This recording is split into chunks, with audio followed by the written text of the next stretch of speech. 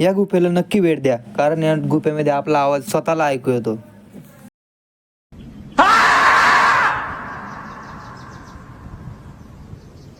जय शिवराय मित्रांनो, मी आलेलो आहे एक नवीन ब्लॉग घेऊन.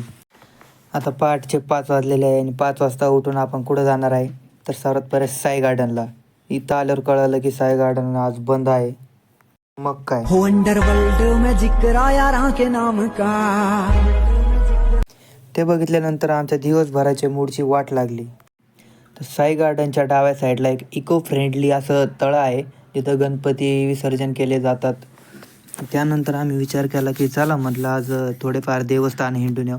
त्यातच जाता जाता एक आवाज ऐकू आला, लक्ष देऊन ऐका. तर असे काही नमुने आपल्या आयुष्यात येतच असतात. त्यांच्याकडे लक्ष न देता आपण आपल्या देवीच्या दर्शनासाठी गेलो. तर हे आहे चौपाटी बसले महालक्ष्मी.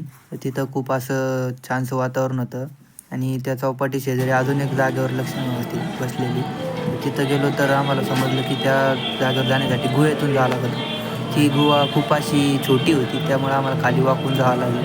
आणि तिथली देवी तुम्ही बघू शकता, दिसायला खूप असं छान त्यांनी डेकोरेशन केलेलं होतं. आणि त्याच्या डाव्या साईडलाच असे गट स्थापन केलेले होते, खूप साऱ्या वस्तू ठेवलेल्या होत्या.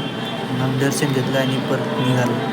परत निघताना सुद्धा खूप त्रास झाला, म्हणजे आम्हाला परत वाकूनच जावं लागलं. त्यानंतर आम्ही वाटचाल सुरू केली विशाल गणपतीकडे. विशाल गणपतीकडे जाताना खूप असं छान वाटायला लागलं. तिथं नगरमध्ये आलेले नवीन DSP सुद्धा होते. आज DSPच्या हाताने आरती होणार होती. तिथली आरती झाल्यानंतर आम्ही शेजारच्या मंदिरात आरतीसाठी निघालो.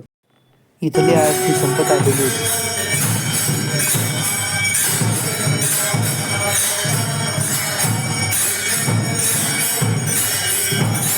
आरती झाल्यावर रूमवर आलो. त्यानंतर म्हटलं की खूप देवपूजा झाली, आता थोडी पेटपूजा करूया.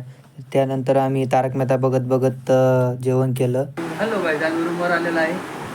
आता वेळ झालेला आहे झोपायचा. धन्यवाद मित्रांनो. आजचा व्हिडिओ आवडला असेल तर चॅनलला सबस्क्राईब आणि व्हिडिओला लाईक करा. व्हिडिओ बनवण्यासाठी खूप मेहनत लागते मित्रांनो, प्लीज सपोर्ट करा. धन्यवाद.